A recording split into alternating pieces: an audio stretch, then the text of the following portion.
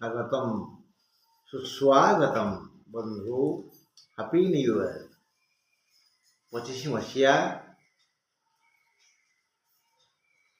आपणकर सर्वांगीन शुभ कामना करू। शनैश्वर आपण को सच्चिंता सद्भावना तथा सुख शांति प्रदान करंतु। आज आम गोड़े घंटा मध्य हजि जाइथिबा वृष राशि प्रति शनि महाग्रहंकर करुणा केते से विषय रे अल्प टिके आलोचना करिबा। एबे वृष राशि कृत्तिका नक्षत्र वृष राशि कृत्तिका नक्षत्र उपरे शुणा जे कृत्तिका नक्षत्र 3 वृष राशि 2 राशि है 2 नक्षत्र है 3 एमानकर कोड नंबर है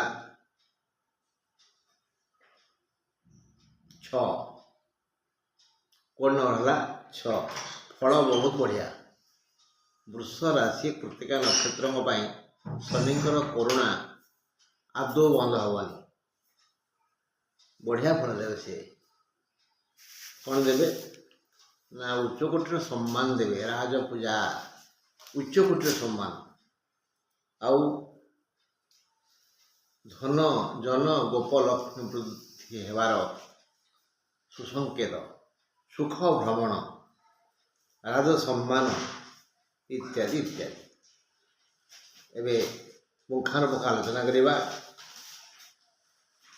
जेहेतु राज सम्मान मिलिबो तेणु निश्चित भाव में कृत्तिका नक्षत्र द्वारा अनेक भल काम हेबो। प्रति कर्मर फल स्वतंत्र से तो श्रीकृष्ण कही कर्मण्येवाधिकारस्ते आम समस्तकर कर्मर अधिकार अच्छी जी जिमिति कर्म करिवो से सेमति फल पाइबो। तेणु निश्चित भाव में कृत्तिका नक्षत्र व्यक्तिगण भल काम करेंगे तेणु उच्चकोटर सम्मान मिलिबो।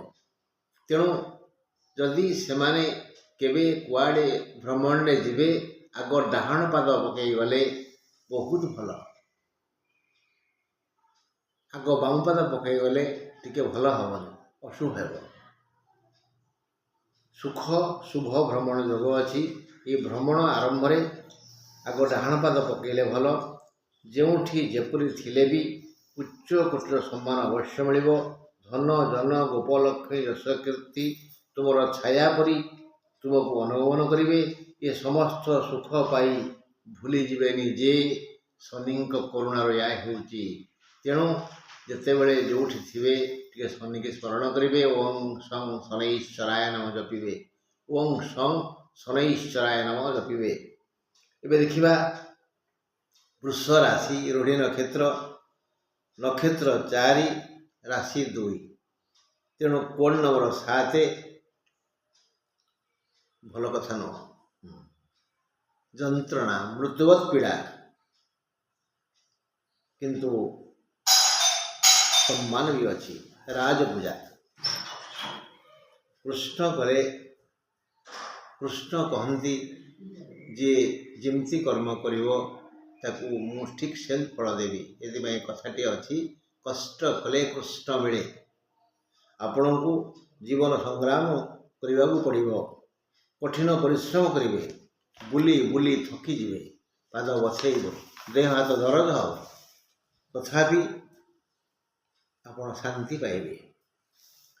प्राण संकटापन्न हो पारे एणु अँला मूल रूपा डेहुरिया डाहाण हाथ रे पुरुष बाम हाथ रे स्त्री बांधिबे हेले शनिकर करुणा मिलिबो रिष्ट खंडन हेबो। ओं शनै शनैश्चराय नमः बारंबार जपिबे। दक्षिण काली को संतुष्ट करने मंदिर को जीवे द्वार देश जो दरिद्र भिक्षा अर्थ बसचंती यथाशक्ति दान देवे।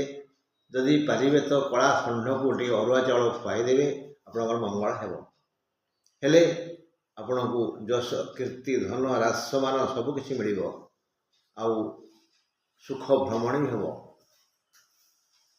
କେବେ ବି ଆପଣ ଭାବିବେନି ମୋ ପାଇଁ ସବୁ ସୁଖ ଆସିବ, ଦୁଃଖ ନିଶ୍ଚୟ ଆସିବ। ହେଲେ ଟିକେ ପ୍ରାୟଶ୍ଚିତ କରିବେ। ନିରନ୍ତର ଯେତେବେଳେ ବେଳ ପାଉଥିବେ ଓಂ ଶଂ ଶନୈଶ୍ୱରାୟ ନାମ ଜପୁଥିବେ। ଆଉ ଶନିବାର ଦିନ ମୁଖ୍ୟତଃ ସନ୍ଧ୍ୟାବେଳେ କାଳୀ ମନ୍ଦିରକୁ ଯିବେ। ସବୁଦିନ ସନ୍ଧ୍ୟାବେଳେ ଗଲେ ଟିକେ ଭଲ ରହିବେ। ବୃଷ ରାଶି ମୃଗଶିରା ନକ୍ଷତ୍ର, ମୃଗଶିରା 5, ବୃଷ 2 ରୁ 5 ବିଭକ୍ତ 2, ରାଶି ହେଲା 2, ନକ୍ଷତ୍ର 5। କଥାଟା ଭଲ ନୁହଁ। କିଛି ଦୁଃସମ୍ବାଦ କାନକୁ ଆସିବ, ଯେଉଁଥିରେ ଆପଣ ଭାଙ୍ଗି ପଡ଼ିବେ, ଶୋକ କରିବେ ଇତ୍ୟାଦି। ତେଣୁ ଯେବେ ବୁଲିବେ ଡାହାଣ ପାଦରେ ବୁଲିବେ। ଭ୍ରମଣ ଯୋଗ ଅଛି। ଯୁଆଡ଼କୁ ଯିବେ ଦୁଃଖରେ ଯାଆନ୍ତୁ, ସୁଖରେ ଯାଆନ୍ତୁ, ଭଲରେ ଯାଆନ୍ତୁ, ମନ୍ଦରେ ଯାଆନ୍ତୁ, ଯୁଆଡ଼େ ଯିବେ ଆଗ ଡାହାଣ ପାଦ ପକାଇବେ। ଭଲ ଯୋଗ ଅଛି। ଗଲେ କ'ଣ ହେବ? ରାଜସମ୍ମାନ ମିଳିବ, ଉଚ୍ଚ କୋଟିର ସମ୍ମାନ ମିଳିବ, ଅର୍ଥ ମିଳିବ। ଏହି 2.5 ବର୍ଷରେ ଆପଣ ପୂର୍ଣ୍ଣ ମାତ୍ରାରେ ସମ୍ମାନ ପାଇବେ। ଅନ୍ଧାରୁ ଆଲୋକକୁ ଯିବେ। ତେଣୁ ଯୁଆଡ଼େ ଯିବେ ଆଗ ଡାହାଣ ପାଦ ପକାଇ ଯାତ୍ରା କରିବେ। କିଛି ଶୋକ ସମ୍ବାଦ ଶୁଣି ଦୁଃଖିତ ହେବେ। ଭାଙ୍ଗି ପଡ଼ିଲେ ଚଳିବ ନାହିଁ। ଧୈର୍ଯ୍ୟ ଧରି ବିପଦର ମୁକାବିଲା କରିବେ। ହେଲେ ଶେଷକୁ କର୍ମର ଶେଷରେ ଆପଣଙ୍କୁ ବହୁତ ବହୁତ ବହୁତ ସୁଖ ମିଳିବ। ବର୍ଷର ଶେଷ ଭାଗରେ ଏ 2.5 ବର୍ଷରୁ ହାରାହାରି ଶେଷ ଯେଉଁ 6 ମାସ, ସେଥିରେ ଶନି ଆପଣଙ୍କୁ ଧନ ଧାନ୍ୟ ଜପଲକ୍ଷ୍ମୀ ଯଶ କୀର୍ତ୍ତିରେ ପୋତି ଦେବେ। ଆପଣଙ୍କର ମଙ୍ଗଳ ହେବ। ମନ୍ଦ କରିବେନି। ଯଦି ପାରିବେ ରାମରକ୍ଷା ସ୍ତୋତ୍ର କବଚ, ଯାହାକି ମହର୍ଷି ବିଶ୍ୱାମିତ୍ର ଲେଖିଛନ୍ତି, ଆଉ ଦଶରଥ କୃତ ଶନି ସ୍ତୋତ୍ର, ତାକୁ ମଧ୍ୟ ପଢ଼ିବେ। ରାମରକ୍ଷା କବଚ ପଢ଼ିବେ ବା ଦଶରଥ କୃତ ଶନି ସ୍ତୋତ୍ର ପଢ଼ିବେ।